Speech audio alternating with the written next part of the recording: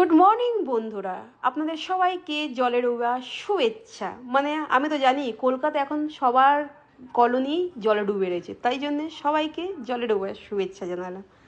আমি আর আমার ছেলে সকালবেলা উঠে দেখি আমাদের স্কুটি অলমোস্ট জলে ডুবেই গেছে, তাই বললাম চলো ওইটাকে গ্যারেজে তুলে দিই। না, গ্যারেজে তো অলমোস্ট জলে ডোবা গলা পর্যন্ত, তবু যতটা যা সেফ থাকে।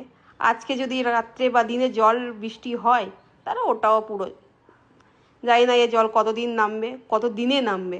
মানে 4-5 দিন ধরে তো ডুবে রয়েছে, কালকে সারাদিন যে বৃষ্টি হলো তারপর আরও ডুবে গেল।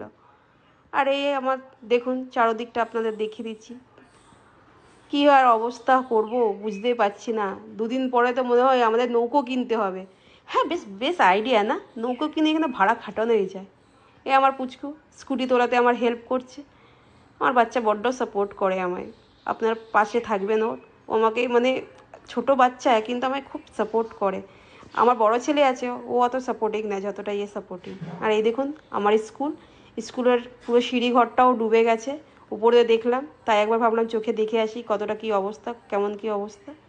দেখুন আপনারা দেখতেই পাচ্ছেন পুরোটাই ডোবা। আর চারদিকটা তো আপনি দেখতেই পাচ্ছেন, মানে চারিপাশে যে জলে জল, এত জল কিন্তু লাস্ট টাইম ছিল না। মানে প্রতি বছরও ডুবে যায় কিন্তু এতটা না যতটা জল এবছরে বেড়ে গেছে।